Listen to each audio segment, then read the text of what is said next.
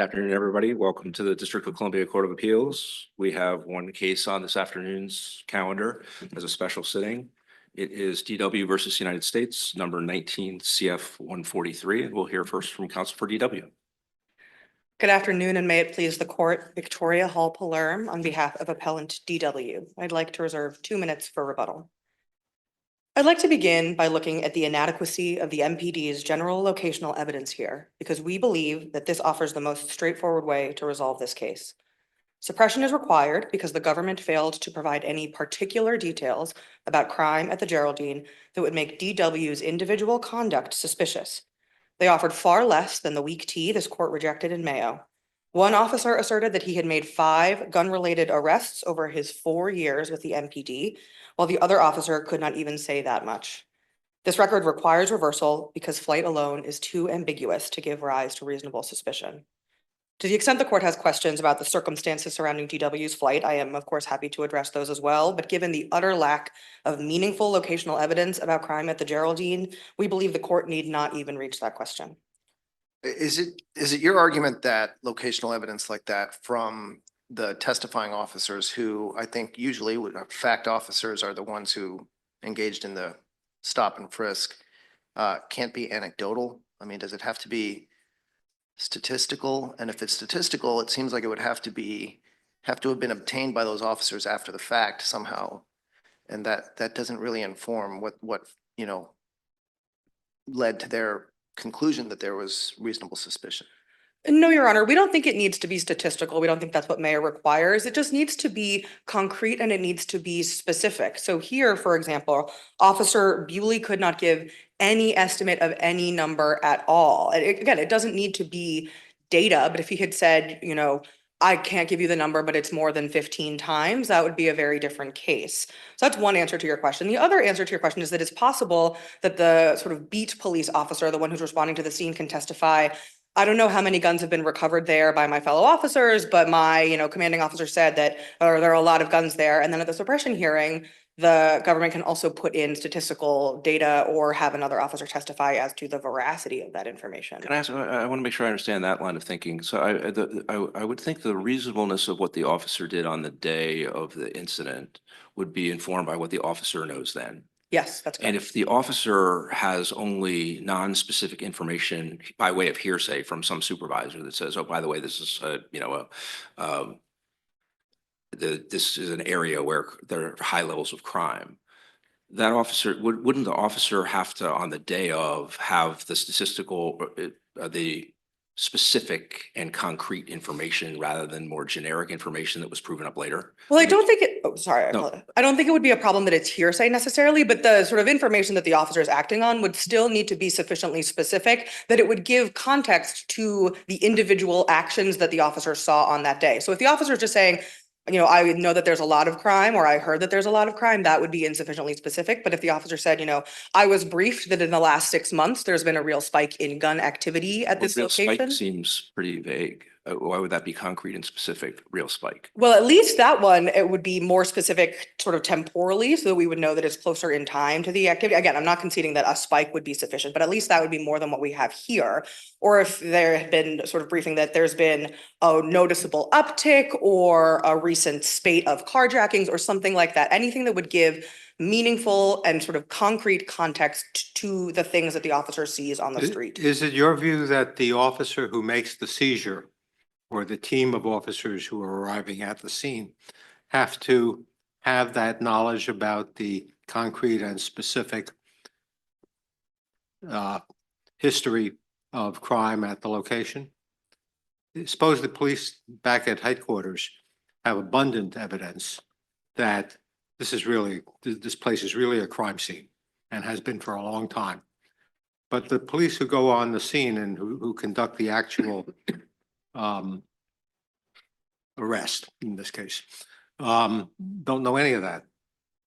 So I think that under Mayo and under Wardlow, the police need to know, the police who are on the scene need to know concrete facts, because otherwise there's no context that would give them in that moment reasonable articulable suspicion that this individual person that they're seeing is engaged in criminal activity, right? Because that's the touchstone of the inquiry, is whether the individualized conduct that the officers are seeing which can be put into greater context and be made more suspicious in context because of information that they have at the time about prior crime.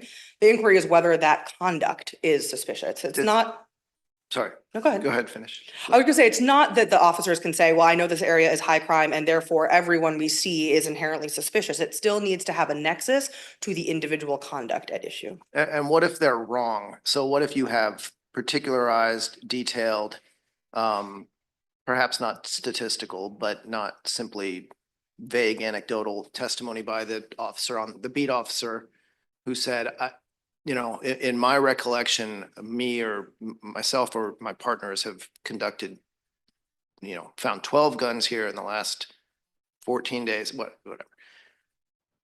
Then someone looks at the actual police reports and through discovery and says, that was just wrong. I mean, that didn't happen. I mean, that would still support reasonable suspicion in the mind of the officer at the time, right? Or no? Well, I have two answers to that question. I mean, first, Mayo addresses a sort of similar question, which is it's not about what the officer thinks sort of divorced from reality. It's measured against an objective standard of whether there is actually a sort of high level of crime in that area.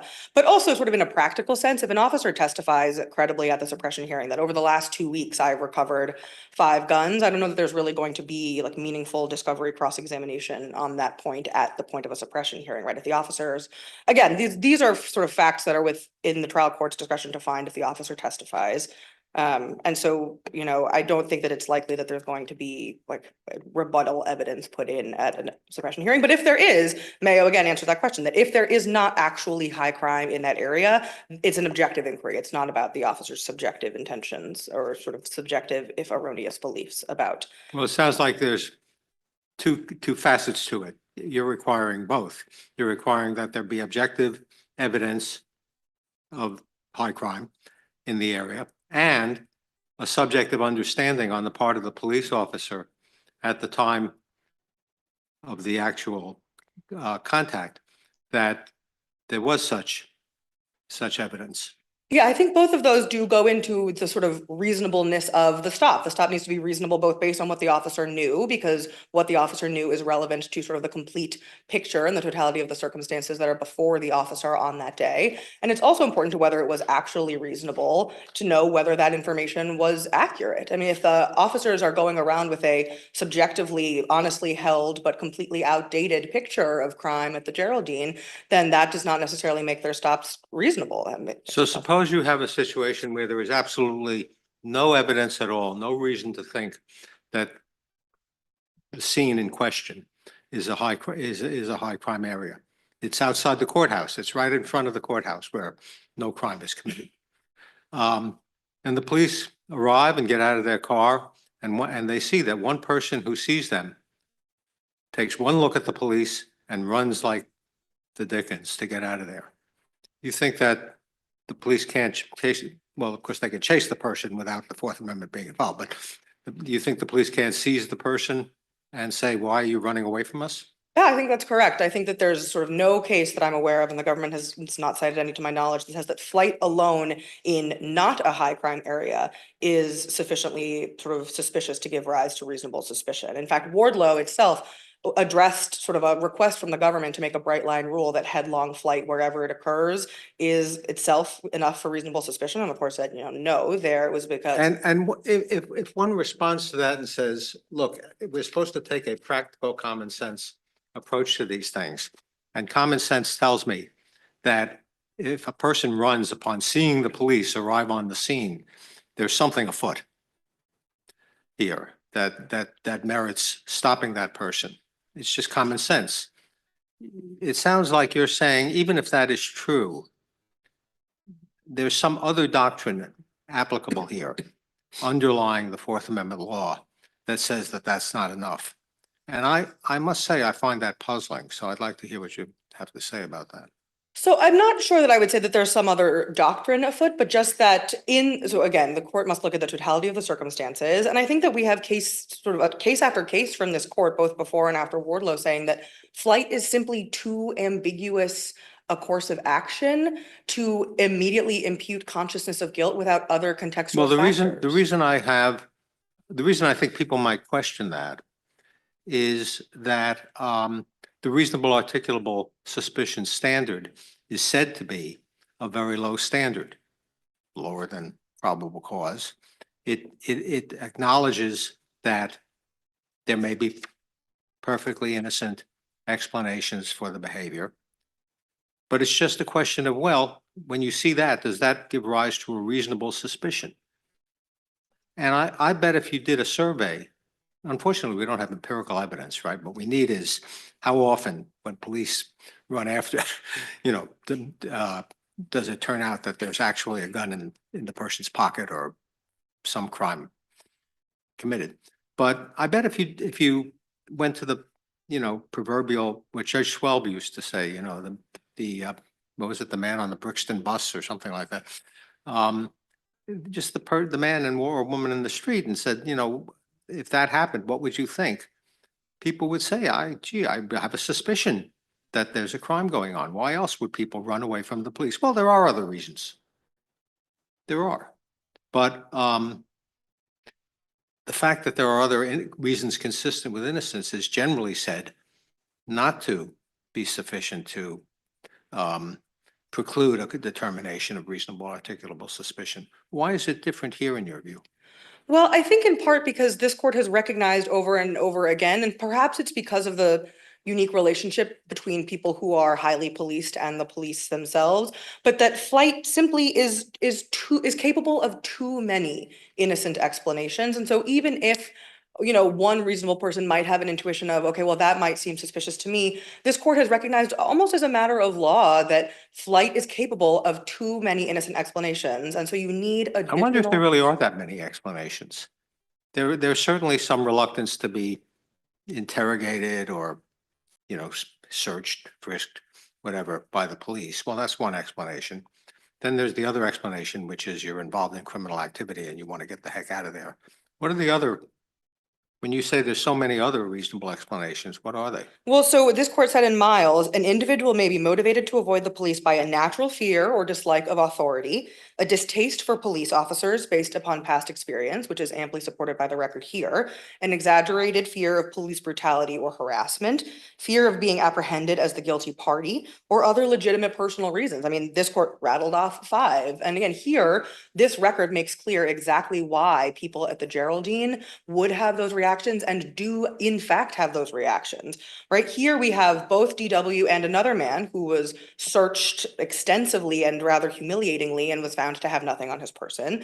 We have another person who immediately raised his arms out in a T and preemptively submitted to being frisked, which is doubtless a response to a show of MPD authority. And another man who lifted up his shirt and showed his waistband. Again, all of these are not normal reactions that we would expect to see to the police. These are reactions that you see in a community that has been sort of conditioned to preemptively either submit or flee because they know that they're going to have an intense and sometimes humiliating and traumatizing interaction with the police. Can I ask you how to understand the evidence about the conduct of really, I guess your client, the other person who ran and was stopped and searched, and then the other 2 individuals you're referring to that occurred on the day of? All of this is viewed through the prism of how a reasonable officer would have viewed your client's flight.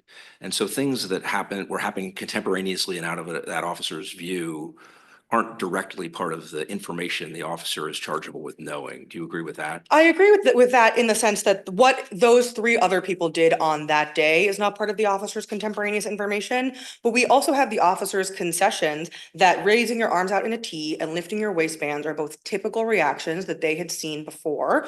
And we have the officer's testimony that the way in which they searched the man in blue, handcuffing him, putting their hands in his groin area, leaving him handcuffed in full view of all of his neighbors for up to an hour was a common way of going about one's business and policing at the Geraldine. And so all of that, the officer's concession that this is not abnormal, that this is what they do and this is what they see whenever they go to the Geraldine is all part of what we know is in the officer's head.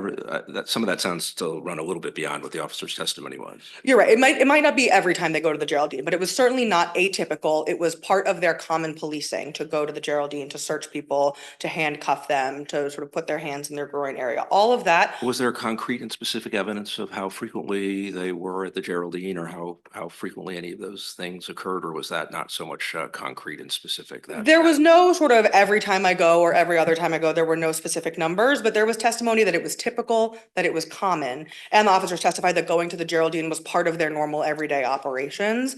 And again, I think, as this court addressed in Mayo, the same degree of concreteness and specificity is not required for the evidence about sort of the common sense inferences to be drawn from flight, because that is, again, more of a common sense proposition as opposed to the empirically demonstrable or provable fact of whether an area is in fact a high crime area. Can we wrap back a second to the general occasional crime evidence piece of the case? And in particular, I guess I'm interested in, this case is tricky for me. I dissented in Mayo, and I'm happy to give the en banc opinion in Mayo full force to the extent I can, but I have the difficulty that my dissent in Mayo was premised in part on the idea that Wardlow was telling us some different things. So then I have a doctrinal question about if I think there's a conflict between what you might think of as upper level management's directions and my immediate supervisor's directions. The case gets kind of tricky for me. So could you walk me through how you think the general locational crime evidence in Wardlow was concrete and specific? Sure. So I have two answers to that question. First, I'm happy to address that question, but I also think it's important to note that Wardlow itself did not make a holding about how much evidence or what kind of evidence is required to deem an area high crime, right? The question presented in Wardlow was whether in an area that they acknowledged for the purposes of that argument was high crime, whether flight could give rise to reasonable suspicion. So I don't think that Wardlow itself issued a holding about what kind of evidence is required before an area may be deemed a high crime. I mean, you think it was undisputed as between the parties, whether the area could properly be viewed as the criminal activity in the area could properly be viewed as supportive of a reasonable articulable suspicion? Because that I didn't think was the case. I thought it was even disputed whether the stop in Wardlow occurred in the area that the officers were referring to. So it's not that the parties did dispute it in their briefs, but the question presented, which is a sort of controlling question, is whether a person's sudden and unprovoked flight from a clearly identifiable police officer who is patrolling a high crime area, that sort of premise is baked into the question presented that the court granted cert on, is sufficiently suspicious. And again, and Justice Stevens' concurrence makes clear that both the state and the majority rely on the quote assumption that flight occurred in a high crime area. So the court was sort of acting on the assumption that the area was high crime. And so then the question was, Well, I mean, Justice Stevens is, oh my gosh, that's my phone ring. I apologize. I thought I was silenced. I am silenced, but there you go. Oh, that is my son from Qatar, so Oh, I wow. apologize. so you want to join the argument? Wow, never had that happen before. Apologies to all. Justice Stevens's concurrence, I thought, actually it's not like anything in the opinion says, oh, by the way, we're taking this on the assumption it's a high crime area and no one is contesting that. And Justice Stevens's concurrence, I thought, is in part a critique of the majority's treatment of the area in question as to use the old lingo, a high crime area. So I'm a little unsure that I'm fully appreciating the basis for the idea that Wardlow should be treated as a case where it doesn't matter what the underlying circumstances were of the degree to which it was a high crime area. That was just treated as a kind of a conceded, 3 units of articulable suspicion based on an undisputed high crime area designation. So, I mean, again, I think that the question presented is controlling, and the court was sort of not asked to Well- weigh in on whether or not the area was high crime. It was I mean, asked. the parties disputed it and Justice Stevens did, so I'm not sure. Are you saying that you think the question presented is controlling over what the court actually says? I think what the court actually says in its opinion is obviously the law. That is the law that this court must follow. And so maybe I'll turn to my second answer to your question, which is that I think that the facts in Wardlow are still themselves meaningfully different from the fact here. Again, my exact question though was, do you think the general criminal locational activity in Wardlow could meet the requirement that Mayo articulates of being concrete and specific?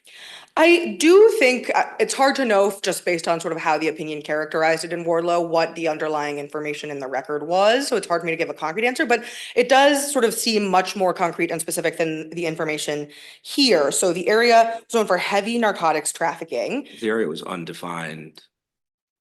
Is that correct? I mean, there's nothing in the opinion in Wardlow that suggests that the area had any known geographical specificity. That's correct, but the officers also anticipated, and again, it's important that the opinion says the officers were going to that area because they anticipated and were specifically investigating drug activity sort of in the present, right? So again, part of the problem here is that we have no sense of temporal proximity of what the prior guns that may or may not have been recovered or drugs that may or may not have been recovered has to the present moment. And the officers in our case conceded that they were going just on proactive patrol. They weren't responding to any tips. They did not actually anticipate, there's nothing in the record to suggest that they were going out because they anticipated seeing people engaged in gun crime, seeing people engaged in narcotics activity. The government says they could have anticipated that because of the general reputation, but that's different actually than what the court said in And Wardlow. do you know whether either from the opinion of Wardlow or from what you might know about the briefs or other materials in Wardlow, whether there was any indication of what the basis was for the officer's characterization of the area as one where, however, it was defined as one in which they expected to see narcotics activity? There's nothing on the face of the opinion, and I admit I did not go back into the briefs themselves to see how the parties sort of what was specifically was in the record there. But I think it's fair to infer from the face of the opinion that there was more concrete information that was sort of closer in time and relevance to the officers' sort of response on that day, just given the fact that the court says the officers were going there to investigate drug crimes, which leads to the inference, and again, I didn't go back to the briefs and I'm happy to, but it leads to an inference that they're acting on some kind of tip, some kind of actual sort of knowledge of what's going on there on that day or on the days prior, Can I which ask is, you a more abstract question even yet? Unless I don't mean to interrupt if you have a further No. point to make. And I take your point about chronology. I think that seems correct, that there was more of a temporal specificity in Wardlow. I definitely take that point. But on the more abstract question, do you have a view? I asked this at the argument last time around of both sides. I plan to do it again for both sides.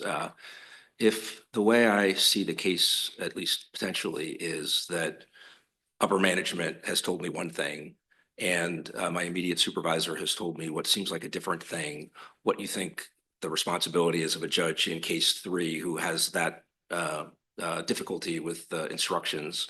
It's kind of a stare decisis vertical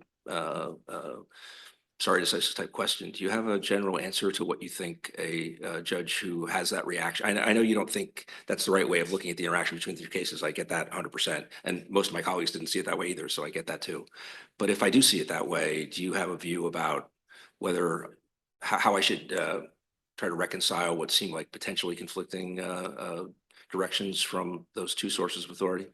I do. I think that this court is sort of bound to follow the decision of this court interpreting Wardlow, particularly because, and this was taken from one of your own concurrences, Judge McLeese, especially in Parker versus K&L Gates, right? Mayo grappled with Wardlow. The Mayo decision knows that it's applying Wardlow. It talked about Wardlow. It talked about the ways in which Wardlow was similar and dissimilar to the facts in Mayo. And I think that because it was a sort of reasoned decision that grappled with the prior precedent and came out in a way that that court and, I believe are consistent, I think it's sort of the obligation of future panels to apply Mayo, regardless of whether you think that it's That correctly. position runs, I mean, the concurrence you're referring to touches on an analogous but not exactly the same topic. But it's a good analogy for sure. But the position that I took there for myself was not quite as absolute as what you described. What the position that I was suggesting there with respect to conflicting decisions of this court that did kind of each one address the other was that ordinarily I would follow the one that interpreted the earlier one, but that I wasn't sure I would do that if the later opinions seemed clearly enough kind of out of bounds of a reasonable interpretation. So is your view that to the extent you were suggesting I should approach this as I did the analogous question in Parker versus K&L Gates, do you mean exactly that, including that caveat, or do you think actually you'd be more absolute and say it really doesn't matter? If I look, I mean, I don't view this as quite the case, but if Wardlow had said, here's a categorical rule, anything that is reasonably described as a high crime, is found as a, described by an officer and whose testimony is credited as a high crime area when there's headlong flight, always, reasonable articulable suspicion. If Wardlow had said that unambiguously, which it certainly didn't say, and then a division of this court looked at it and said, we don't read Wardlow that way. We think no. Even if I thought it was just like, that's not a reasonable possible interpretation of Wardlow. You think I would be bound to follow what my immediate supervisor said rather than my view of what the upper management said? I mean, I don't think you have to take an absolute position like that, but I do think that sort of the general rule should be unless, and I take this sort of to be your hypothetical, if the Supreme Court says X, and then I have a hard time imagining this would happen, but the en banc DC Court of Appeals says actually as a matter of law, like not X. I don't know that you would be sort of bound necessarily if they are like night and day completely irreconcilable, but I do think what your sort of concurrence in Parker points out is to the extent that there are ways to read them harmoniously, particularly where the second opinion was reasoned and sort of addressed it. I think the sort of jurisprudential way to handle this is to apply faithfully the decision and sort of treat it as having been decided in a way that is not conflicting, right? That's sort of what the Mayo Court set out to do, is to apply Wardlow to these facts and sort of expand on Wardlow. So I think that's sort of the best approach, is to apply Wardlow. I mean, to apply Mayo, which also applied Wardlow. Can I ask you a question returning to flight? The provoked, unprovoked distinction seems to suggest sort of a dichotomous view of it. And do you agree with that? And if so, is it your view that the only unprovoked flight is one where the officers remain in their car? That seems to be what you're arguing. Or is there some range or spectrum of unprovoked to provoked? And then too many sub-questions, but if the latter you agree with, then would you agree that this is somewhere less provoked than Mayo? So I'm going to try to get to all of this. I don't think it is a sort of dichotomous on or off, provoked or unprovoked. And I also think, it might be, and I think Mayo somewhat recognizes this, that provoked, unprovoked is not necessarily the most helpful distinction to draw in looking at the totality of circumstances, right? The ultimate question is whether the sort of facts on the ground in the totality of circumstances permit a reasonable inference of consciousness of guilt. And so Wardlow itself, which is sort of where provoked, unprovoked comes from, says unprovoked headlong flight at the mere sight of officers is certainly indicative of guilt. But sort of case after case from this court has recognized, again, like I was saying to Judge Glickman, that there are many reasons for flight, and that whether provoked or unprovoked, it could be that in the totality of the circumstances, without other sort of contextual considerations, that might simply not be probative of consciousness of guilt at all. And so I think that's one response, is that it need not all turn on the sort of bright line provoked or unprovoked. And then in terms of whether this was more or less provoked than the flight in Mayo, I think it was just provocation of a different sort, or just sort of a different set of contextual circumstances. So the operative question in Mayo, right, is whether the flight was undertaken after the officers took a sort of series of steps that they could have understood to communicate to a reasonable person in DW's shoes that the police were going to sort of force him to engage with them. And so that could be done by singling him out and saying, hey, you, I want to ask you some questions. You have drugs or guns on you. But could also be done, as it was done here, by 7 officers jumping out, blocking off the entrance to this building in sort of full tactical gear, with the full knowledge that when they come and do this, they're going to search people, they're going to frisk people, they're going to handcuff people. Can I just make sure, I want to make sure I'm clear on the facts. There was testimony that they blocked off the kind of access to the building. There was testimony and there was body-worn camera that showed that they pulled up in front of sort of 2 different breezeways into the Geraldine. And is there any reason to suppose that DW would have seen both sets of officers? No, there is testimony. There's a finding from the court. He did, if you're really going to wrap it all the way through, that the officers would have believed that he would have seen all that? I'm not aware of any testimony in the record that DW actually saw both cars. I will say the police officers from the car that pulled up in front of where DW was could see the other car from where they were. And I think both cars had sort of just driven up in tandem. And the court made a finding that DW saw the one car with 4 officers coming out of it before he ran. And I don't mean to interrupt your chain of answers either, but just factually, a number of the factual things you've said today are not things the trial court expressly found. On provocation, the trial court said, in a ruling that probably was definitely pre-Mayo, and therefore wasn't informed by that, said the police did nothing to provoke the flight. And I'm sure you think that's incorrect. You think that the history of their conduct there and their conduct on that day had some degree of provocative effect. But that's what the trial court's finding was. So the trial court didn't make any finding that the officers should have been aware in assessing the degree of suspicion to attribute to DW's flight that someone standing where he was would have seen a herd of officers kind of descending and blocking off all entrances and would have thought, oh my gosh, they are coming for me. There's no finding of anything remotely like that. And so are we supposed to take the facts that way because that's the only way they could reasonably be viewed, or why should we view the facts that way? Well, so first, I'll say the court made a number of findings about sort of the CST working as a team with multiple officers arriving at the same time. That's from the transcript of 227. And then I also. You agree none of that's going to matter unless a reasonable officer should have thought that DW would have appreciated it. Yes, but I think the facts are sort of relevant to what a reasonable officer should have known, particularly given the testimony, which was not necessarily part of the court's finding, but was uncontested and elicited on direct, that the officers sort of went to the Geraldine a lot and engaged in these same sort of manners of approach a lot. I think that even if the trial court didn't make explicit findings, the uncontested testimony should be part of what this court considers as sort of baked into that. And so, you know, And I know I derailed you from answering a question from Judge Shanker, so I want to make sure I get you back on track with him. So I think I had you think you're finished? mostly- I think so. Okay. I was afraid you hadn't finished your answer. No, I think I mostly answered your question. And if I Works for me. haven't, I don't remember. Well, I have a separate question though. So the phrase headlong flight suggests that there's some aspect, the nature of the flight plays some role. I mean, when we talk about consciousness of guilt versus just a desire to avoid police interaction, we could draw the distinction between walking away versus running. So do you agree that the nature of the flight is relevant? And if so, here, how relevant is the jumping of the fences and that sort of thing? So I do think the nature of the flight is to a certain degree and can in some ways be relevant. I do think that the cases that talk about walking versus running are trying to get at a question that comes out of Wardlow, right? Which is whether you're actually fleeing or whether you're just going about your business and walking away. And one of those is sort of not properly considered flight and one is. Here, DW was definitely fleeing, right? It's not sort of, we're not disputing that he ran from the officers in a headlong way.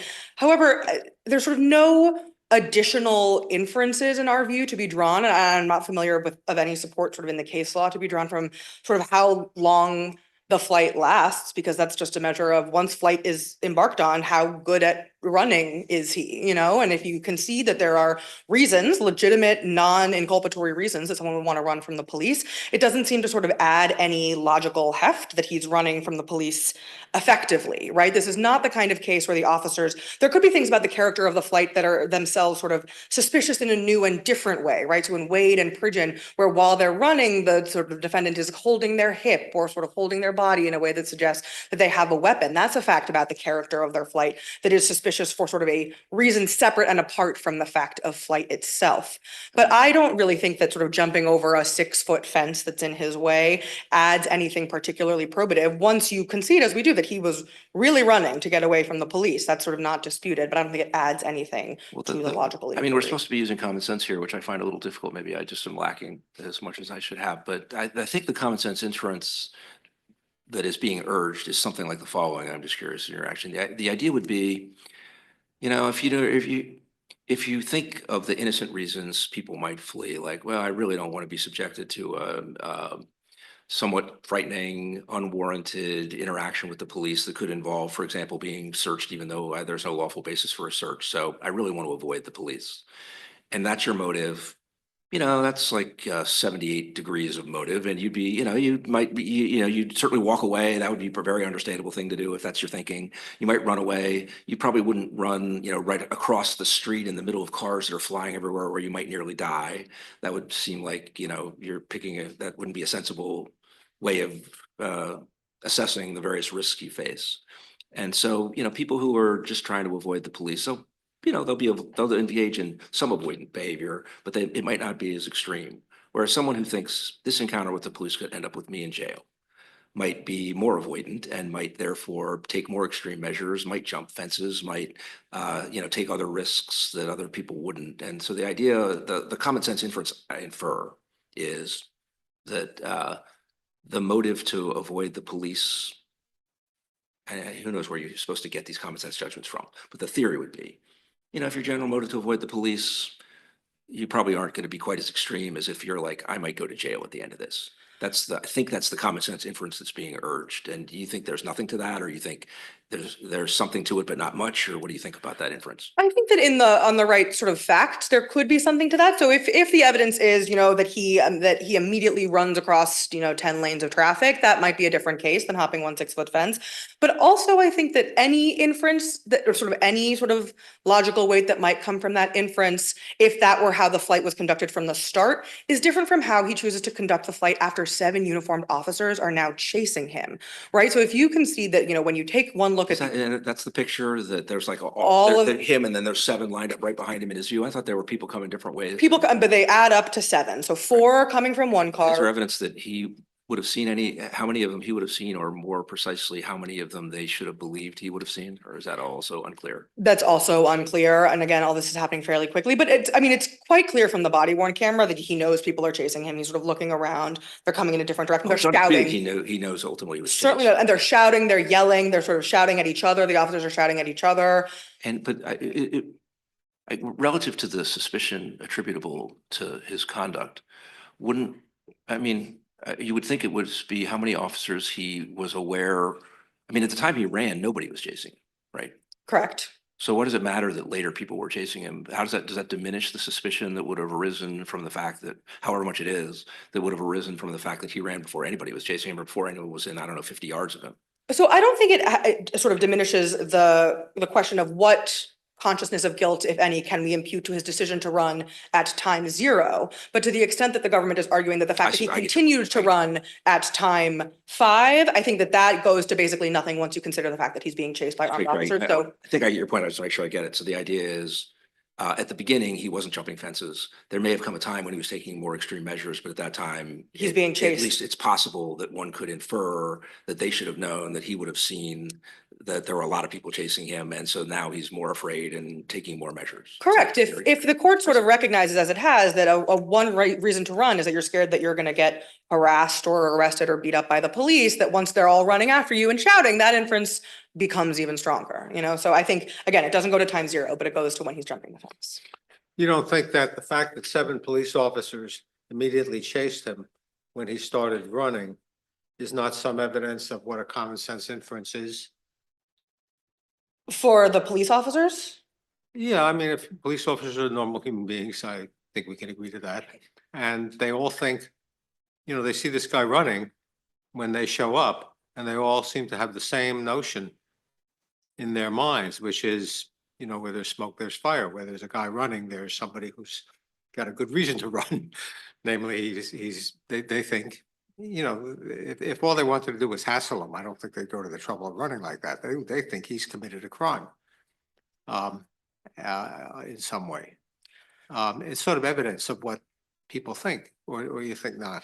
I think, Your Honor, that would sort of prove a little bit too much. I think the fact that, and we have testimony on the record that the police officers sort of are familiar with Wardlow, and that they know that if they have flight and they have high crime area, that they sort of have reasonable suspicion in their minds to arrest these people. And so I think they testified candidly that once they run, they're going to chase them, right? They chased both DW and the man in the blue shirt. If they're running, the police are going to chase them. But I don't think that sort of course of conduct therefore proves its own constitutionality. I think that That's sort of what I was saying in effect.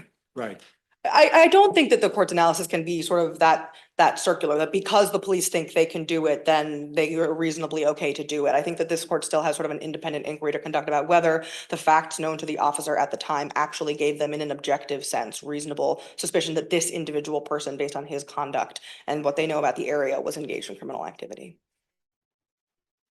You know what it's like? Imagine an executive for some corporation like Enron, and something happens, there's bad news, and the executive is seen running to the airport with a little briefcase. Do you think the police would have reason to stop him and say, hey, before you get on that plane to Costa Rica, we'd like to talk to you?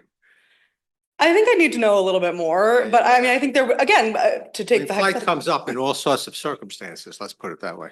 It's completely true. But again, with that flight, there's so much more context that's sort of baked into the court's question, right? The police would have information about Enron's been doing a lot of crimes. And so I know from the fact that they have been shredding documents that this CEO, who doesn't usually go to the airport at 2 p.m. on a Wednesday running, is probative of something individual, right? So again, still, I think in that court's hypothetical, there's a lot more contextual information that would give rise to an inference of criminal activity than there is just by, you know, the police showing up and seeing people running on a street corner in a highly patrolled neighborhood. For those reasons, we'd request that the court reverse. We used up all your time, but we'll give you some time in rebuttal. Thank you. We'll hear now from counsel for the United States.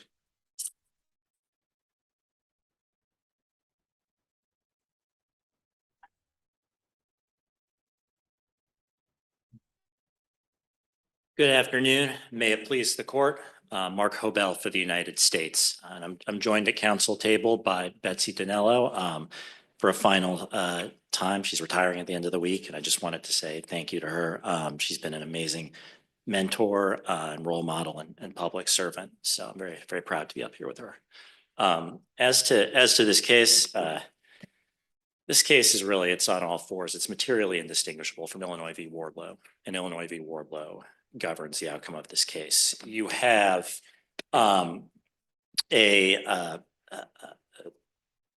suspect, DW, sees police at a distance immediately. That was the trial court's finding. Immediately flees at the mere sight of police. Just to be a little clear, these are police who have stopped and are out of their car at the time of the flight.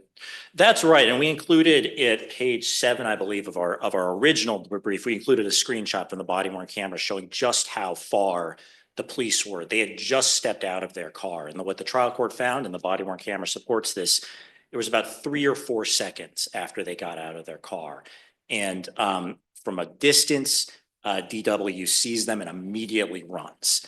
And he's actually— Does the record indicate, I mean, you can kind of get a sense of it from the body worn camera footage, but is anybody ever quantitative about what that distance is? How far it is where he's kind of standing in that kind of entryway area, right by the building and there on the street, how far that is? Is there anybody quantitative about that? Or? I don't believe so. I mean, it takes a few seconds for Officer Bewley to sprint down, and you can see this on the body worn camera. But other than, you know, I think the even in cross-examination, defense counsel during the suppression hearing asked Officer Bewley, it was actually pretty far away, wasn't it? And he said yes. So there's no dispute that there's a distance. Unlike in Mayo, there was no interaction, no singling out, no targeting of the specific individual by the officers. He just took one look, and as in Wardlow, he took immediate and headlong But I flight. mean, I agree with you. It's probably not the same as Mayo, but I'm not sure I agree with you that it's on all fours with Wardlow. Just in the fact of what you agree to be that they had stepped out of their car, even if briefly. And that seems to be at least an arguably meaningful distinction. Given the fact that our court and the Supreme Court have drawn a distinction between provoked and unprovoked flight. And I mean, you can certainly understand characterizing a police car driving by with the officers remaining in the car as certainly being unprovoked, whereas you could understand a distinction once the police officers get out of the car, right? I think under some circumstances, maybe yes. In this circumstance, no. Given the distance, given the total lack of interaction, there was nobody. I think the trial court also explicitly found nobody said anything. Officer Bewley didn't say anything to Wardlow. Wardlow did. I'm not Wardlow. Excuse me. DW didn't say anything to Officer Bewley. He just took one look and ran. So in this case, while it's a small factual distinction, we believe it's a materially insignificant. You don't think distinction. that DW, when he's standing there, sees the police arrive, sees them all jump out of their car in whatever paraphernalia and gear they're wearing. He doesn't know where they're coming. He doesn't. In other words, DW knows they're coming. They're there for him and his and the other people that he's with. He doesn't think they just happen to be in the vicinity. Well, I don't know. We don't know what DW knows, but I think in terms of what a reasonable inference that the officer in the position could draw, I don't think we don't believe that's a reasonable inference to that unlike in Mayo, where those officers reasonably should have perceived that Mayo believed they were about to stop him. I think I understand the logic of Mayo that way. In this case, the officers shouldn't have, there's no reasonable inference that this person at the long end of this pathway who could just walk through a breezeway into a courtyard and be gone before Officer Bewley walks over to his large group, that you could reasonably perceive him as being targeted in the same way as Mayo. From the No, I agree. He perspective- was yeah. not singled out in that sense. Right. I agree with that. Right. And what matters is whether from his conduct in fleeing at that precise moment, when there's been no interaction and the police are still ways away and haven't singled him out in any way, the police could reasonably perceive that he's startled, that he's frightened, that there's some, that it doesn't raise the same inference of consciousness of guilt. And here the trial court did believe that inference of consciousness of guilt could be drawn, as in Wardlow. And it's fully supported by the evidence here, because again, this is really very, very, very similar to Wardlow in terms of how the facts played out on flight. Could I ask before you move off flight, just, and this is your impression from the body worn camera footage, do you think it is clear from the body worn camera footage, if you're gonna really put it precisely, that the officers, if they were, I mean, assuming a reasonable omniscient officer who's looking at Mr. At DW at the moment he flees and is thinking, okay, what have I done right now that might be causing or contributing to the decision to flee?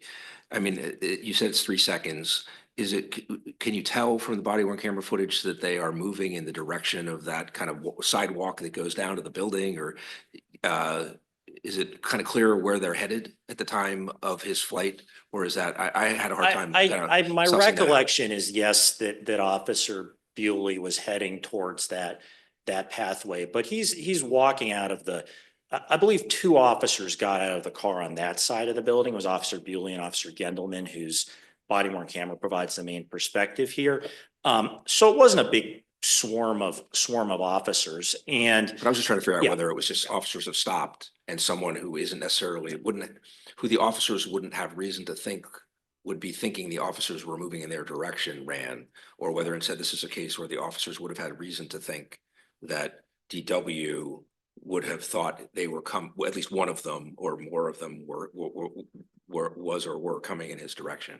And it sounds like you're thinking that it may be that it was the direction of movement and where they stopped might have allowed a reasonable officer to understand that someone there might reasonably have thought, we're stopping here to walk down that pathway towards where that person is. Is that a fair description of what I understood you to say? I think, yes, that Officer Bewley was moving, was walking towards that pathway on the way to, a large group at the end, only 2 of whom, DW and the man in the blue shirt who was with him, fled at that, I believe at that precise moment, which again, our brief we've highlighted is in an area where police are reasonably expecting there to be drug transactions. 2 people out of a large group fleeing at the exact same time, frankly, adds to reasonable articulable suspicion. Certainly does not detract from it. Can I ask you, when you say Wardlow controls and you were focusing on flight, your opponents, I think, distinguish Wardlow in another way relative to flight, which is that unlike in Wardlow, and this is a paraphrase, so I'm not trying to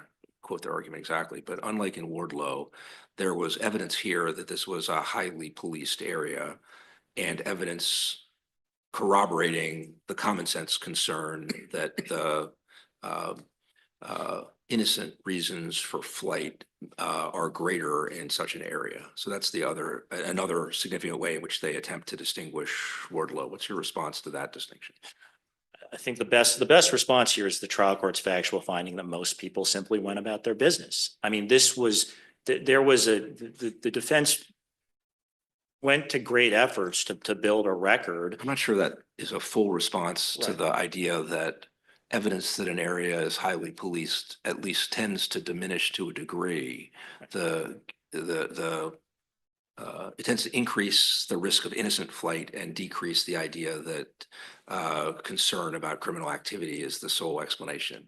It is true that most people didn't run. 2 people ran. Then some other people showed other kinds of conduct in other circumstances. But I'm not sure that means that Wardlow is indistinguishable rather than just that it could have been worse. It could have been more distinguishable. If everybody ran, then maybe that would be worse. Well, what Mayo counsels is that context is key in determining whether locational information, whether it's patterns of criminal activity in the location or law enforcement activity in the location, how that bears on reasonable suspicion. The context here is that most people are simply going about their business.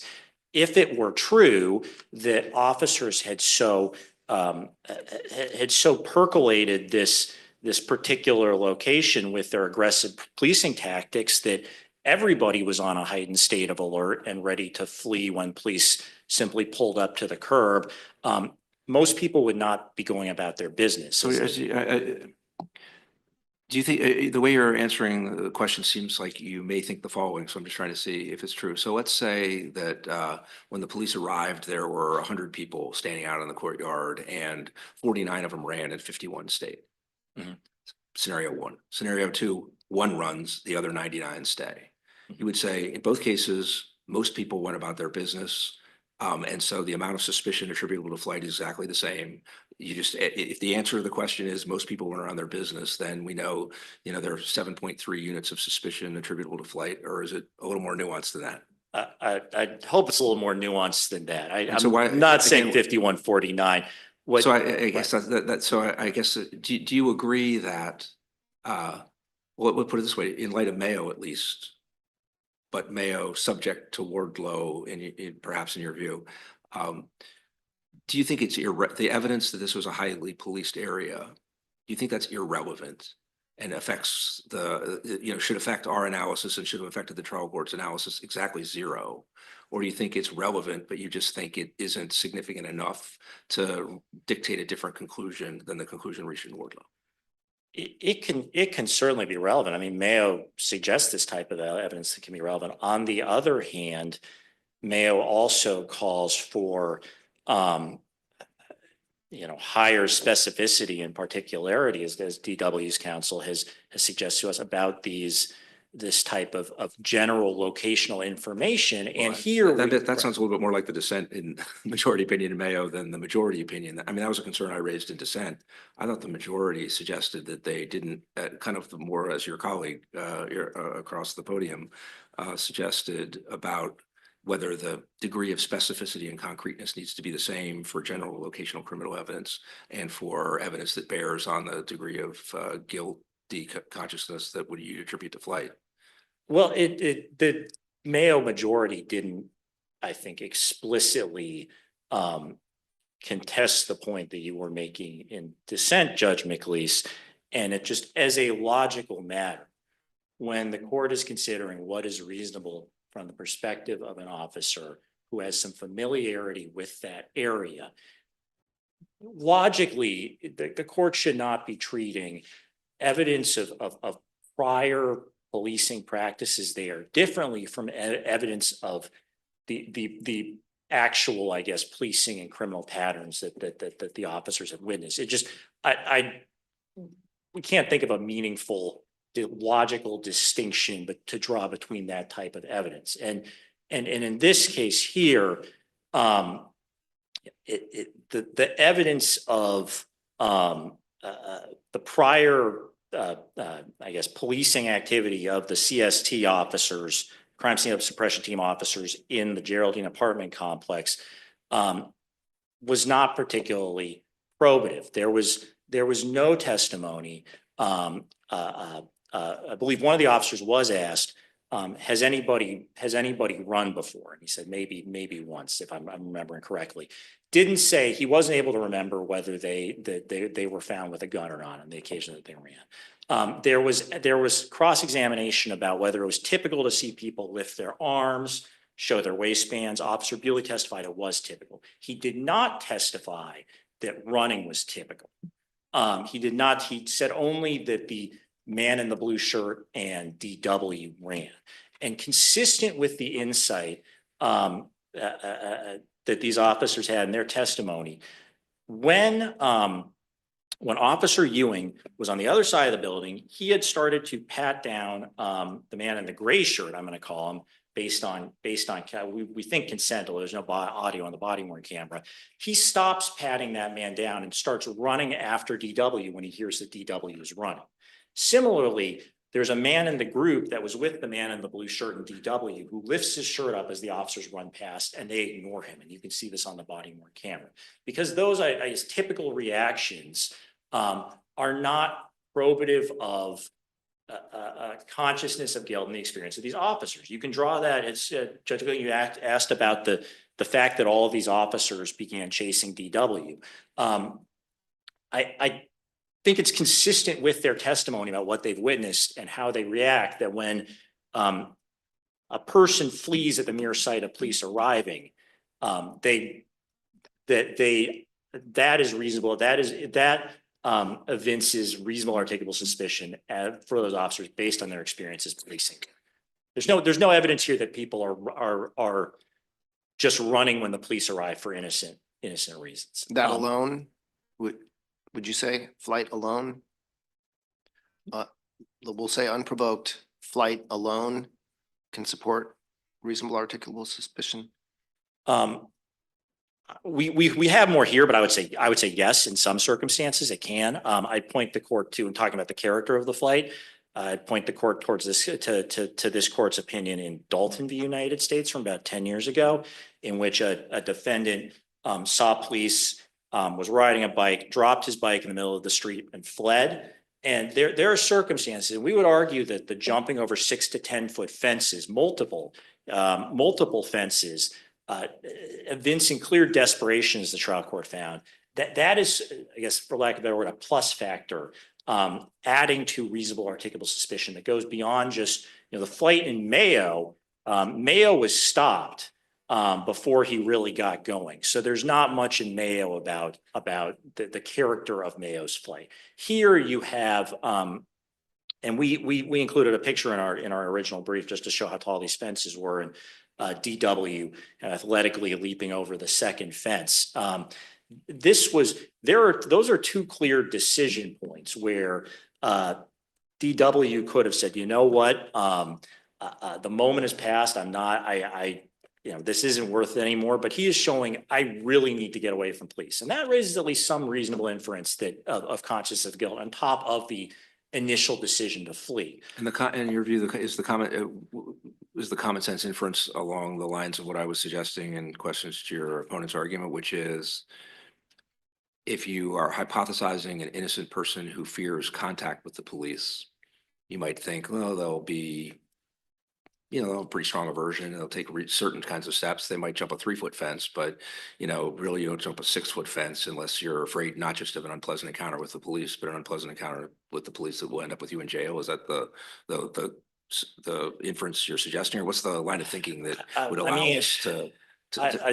It's sort of a common sense inference about what you're thinking when you're not thinking. If somebody is startled and frightened, if you startle and frighten me right now, maybe I'm at the back of the courtroom, but am I going to get all the way out the courthouse doors without having a chance to think about it and think, do I really need to keep doing this? And so, unlike, for example, in Miles, where you had a police cruiser, officers driving a police cruiser onto the sidewalk in front of a person who's just walking and saying, stop, that really might be startling and frightening to a reasonable, innocent person. But, to see police just show up in the distance, you start running and they're chasing you. And unlike, by the way, It sounds like it's fair to say they show up in the distance, they stop, and they start moving in your direction. Right. And then you run, and then as they're chasing, rather than just saying, a reasonable, innocent person thinks, at this point, let's just get this over with. Well, the premise behind the notion of innocent flight isn't that you were startled or that you were mindless about it. It might be quite the opposite, that you had a reason, you thought about it, but it was a perfectly innocent reason. So I'm not sure the mindless or startled argument really gets you very far. Right. And again, none of this has to be inconsistent with innocent explanations. That's reasonable articulable suspicions is just. No, but you have to assess the Right. reasonable degree of inference of innocent explanations versus non-innocent explanations. And leaving aside the idea of innocent flight, startling is one scenario. It's not one that the cases have focused on much of like, well, the person ran a few steps, but that could have just been not even, it could have been reactive and instinctive and isn't really attributable to consciousness of guilt. That's a line of thinking that seems like a reasonable thought to have in mind. But most of these, and that's something that I guess one could have said even in Mayo, perhaps about it. The person just kind of bolted, and maybe that was just sort of a thoughtless reaction rather than anything more calculating. But where there's sort of extended flight, I mean, when you're saying, wow, people who are fleeing from the police because they're guilty are going to take more desperate measures than people who are fleeing the police because they're afraid of the police. That seems to, again, it's just a little hard to know what common sense inferences to be drawing there. You're maybe thinking, oh, well, so what's the upshot of it? You don't want to have an interaction with the police. You decide I'd rather avoid it. I'm going to run. You're thinking, well, like, what's the worst could happen? You're thinking, well, maybe they'll frisk you or something like that. Well, there are another way of looking at it is some people who have unpleasant interactions with the police end up being shot. And so they might feel very desperate if that's their concern. So you might be, if that's what you have in mind, it's like, you might think that getting shot is worse than getting apprehended for criminal activity. So it's just a little hard to know what common sense inferences to drop on the rationales people might have for innocent flight and what probabilities to assign to any of it. But Right. you do agree that at least some people who run from the police might fear like being shot, for example. Yes, I mean, of And wouldn't course. that I be don't pretty think that's desperate? If you were afraid I might be shot with no legitimate reason, that would make me take pretty desperate measures. I would jump a fence for that right. As if I could, Right, which yeah, probably I mean, couldn't. If I could. right. I mean, you don't need to rule out the innocent possibilities here. And the only other point I want, before I go to high crime, I guess that's the old lexicon, but the only other point I want to make on just quickly on this point is that the man in the blue shirt actually did surrender to police while DW continued to flee and jump the fences. So that is during the chase, one other data point as to, there was a distinction between the two people who fled. As to the locational information, I do want to just note from Wardlow, the testimony in Wardlow, and it's available in the appendix to the Supreme Court argument. The testimony in Wardlow about the high crime area was really just, the officer is asked, why was it that you went to that location on that date and time? Answer, it's one of the areas in the 11th district that's high narcotics traffic. Well, there's a little more than that, because there was something about they were expecting to see, there's reference to open air drug market, and there was reference to they were expecting to see in the air. Well, They were expecting to see people, including lookouts or the like. So there was, I think, some additional evidence. there wasn't a lot more. I mean, it was, what was the purpose for having 4 cars all converge on that same location on that date and time? Answer, because of the large amount of people. Normally in these different areas, there's an enormous amount of people, sometimes lookouts, customers. I think there was one other piece here. In your experience, officer, of investigating narcotics areas in which narcotics is sold, is it common for there to be weapons in the near vicinity? Answer, yes. Is that something that you and your fellow officers contemplated as you approached on that specific scene on that date and time? Yes, sir. Yeah, I mean, to a degree, you're, I don't know, preaching to the former choir in the sense that, I mean, and you're going to what you think the facts of Wardlow actually were, rather than to the part of Mayo that discusses how to understand Wardlow, which prompts me to ask the question that I think I asked you at the last argument a while ago, and I asked your opponent now, which is, assuming I agreed with you even still in part that there are aspects of the en banc decision for the court in Mayo that are inconsistent with how I would have understood Wardlow, what am I supposed to do? Am I supposed to follow my current, my then and current understanding of the upper management's directions about what I should be doing to decide this case, or should I be following the directions from my immediate supervisor on the topic? Yeah. Assuming you, I just want to set up the premise here. Assuming you believe that there is an irreconcilable and material point of Fourth Amendment law between the Supreme Court's holding in Wardlow and the en banc court's holding in Mayo, vertical stare decisis says you have to follow the Supreme Court on issues of constitutional and, you know, Fourth Amendment law. So that would be our answer there, that Wardlow is binding. Do you agree there's no law from this court on that topic about that kind of abstract stare decisis question?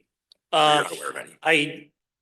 I believe in our original brief, we may have cited a case or two, which if I'm remembering the original argument in this case, I'm not sure was particularly compelling when we talked about this the first time. What I'd say is this issue doesn't come up that Well, much. I mean, there's actually mean- law in the circuits on it, and Yeah. I haven't looked at state courts, but the circuits are divided on it. So interestingly, there's some circuits that say you always have to do what the Supreme Court, your understanding of what the Supreme Court tells you, and there's some circuits that say if a division of your court has said, this is, I mean, it could be divisions or en banc decisions. I haven't seen courts draw a distinction that you, even if you, some courts seem to take the view that if, you know, I think the Supreme Court said one thing, and I think it's 100% obvious that a later decision of my circuit said, no, we don't understand that, said that, and we're going to say the opposite of it, that I follow what my circuit has said, and it's up to the en banc court if this is only a division, or up to the Supreme Court to fix that problem. So I'm not sure I think the answer is obvious as a matter of theory or such case laws I've been able to find. I confess that I'm not familiar with the cases from other courts that say that those courts are not bound by Supreme Court precedent, but Well, what they say, so because that sounds like a stupid thing to say if you say it exactly that way. I don't mean That's that's what not a most of criticism what your I say comment. is, It's- you know. I mean, that's a good advocate's way of putting it. It's not a Yeah. criticism of your comment. But what the circuits that say that say is essentially you're bound by the Supreme Court, but you are also bound by what your circuit has said about what the Supreme Court means, and you're not free to just always, independent of what your own court has said, say, no, this is how I understand the Supreme Court. So it's a little more complicated. It sounds pretty obvious if you just say, what can you do? You know, defy a Supreme Court opinion because three of your colleagues said to do something different. That doesn't sound very sensible, but it sounds a little more sensible if you, Right. you know, so I don't think there's an obvious doctrinal answer to it or a presidential one. Sure. And again, But your position is, I mean, do you take it all the way to anytime there's a Supreme Court opinion that is at issue in a case, and people are fighting about what it means, and there's some decisions of this court that express views about it, that none of those are binding on me as a judge, because my ultimate supervisor is the Supreme Court. So I have to go and figure out what I think it means. And if my colleagues have said something about what they think it means, interesting, but they're not the boss of me. And therefore I need to do what the Supreme Court has told me to do. right. I think maybe I missed a nuance a couple of steps back in this that has probably led, unfortunately, down. There was a distinction between saying, you know, I guess if the question is how Mayo a Mayo interprets Wardlow, how this court's precedent interprets a Supreme Court precedent, that I would say that is binding. But if it's just a matter of, if you look at a specific set of facts on the ground confronting officers, and you have a Supreme Court case, Wardlow, that says they have reasonable articulable suspicion, and we certainly, not for a second, are acknowledging. In fact, we think under Mayo that there was reasonable articulable suspicion. Let's say that you were to think that under Mayo you don't have reasonable articulable suspicion on the Fourth Amendment question. The Supreme Court precedent governs. However, these cases are reconcilable, as Mayo noted. You know, that case for the majority was, I understand Judge Gleason dissent, you somewhat different on this, but was nothing like Wardlow. This case is everything like Wardlow. It doesn't have the singling and targeting out. It has on the location, it has at least as much evidence as Wardlow, and frankly more than, on guns and drugs at a specific location, not the undefined neighborhood in Northeast DC that you had in Mayo. It is plainly on all fours. And you know, I know my time is long expired. And I want to make one final point that just based on something Ms. Hall-Palermo said, which is that she mentioned that these officers have in their heads under Illinois v. Wardlow, high crime area, unprovoked flight equals reasonable articulable suspicion. To a large extent, that is true. And that does beg the question of why the exclusionary rule should apply here when officers reasonably believe they are following, in good faith, binding law from the Supreme Court on when a stop is when they can effectuate a stop. I believe this was in 2017. Certainly that's before Mayo. I think it was before this court's decision in Posey. These officers certainly reasonably and in good faith could believe that they were following precedent. And I know, I'm sure Ms. Hobbler will address this, but I just was struck by that phrasing, because I just think it does go to show why good faith would be an alternative grounds to affirm here. Just on that topic, Yeah. and prolonging things, I know, but one aspect of a response that I think you can anticipate is kind of an issue preservation aspect of that. So do you want to say why you think that issue is properly in front of us, notwithstanding your opponent's suggestion? Sure, otherwise? we refer to this court's case law on preserving claims versus arguments. Not usually the United States' side of that topic, but I'm sorry. not usually the United States' side of that topic, but Well, I pick up a thing. Look, in this case, the Fourth Amendment claim, the government contested the Fourth Amendment claim. Good faith is an argument, and the government did not make a good faith argument at the time, in part because there wasn't this case law. You didn't have Posey, you didn't have Mayo. The legal background was a little bit cleaner at that point in time, and the government cited certainly Illinois v. Wardlow. We cited cases like Wilson, Henson, the cases the precedents that were on point at the time. So again, it's an argument, and unlike claims which do need to be preserved, arguments can be brought to bear at the appellate level. Legal arguments like this one in good faith can be brought to bear on the appellate level, even if they were not brought below. But again, I don't. The easier way home here, frankly, is to affirm on the basis of Illinois v. Wardlow, even through the gloss of Mayo. But it is simply just another, when thinking about from the practical perspective of the officers on the street, it is another thing to keep in mind is that they were operating under the legal framework that was certainly not called into question at the time. So for all those reasons, we would ask this court to affirm. Thank you. thank you, counsel. I think you asked for 2 minutes, if memory serves, is that correct? I did. I'll try to get We'll- through my We'll points do in 2 that for minutes. sure, at least. So first, I'd like to say that, Dalton, which the government cited on flight giving rise to reasonable suspicion. In Dalton, there was also the fact, there were none of the surrounding facts about, provocation, what messages the officers were sending. The officers were just on their bikes. And there was also the fact that the defendant there had the strong odor of PCP about him. So I don't know that that's really support for flight alone without any other contextual information being basis for reasonable suspicion. Second, on the consciousness of guilt inference from DW's flight, we were talked a bit about being startled by the police. Here, there's testimony that the members of the Geraldine were afraid, that they had sort of routinely saw people subjected to invasive and humiliating searches. This is about fear. There's fear that the officers are going to harass them. There's fear that the officers are going to sort of invade their private areas.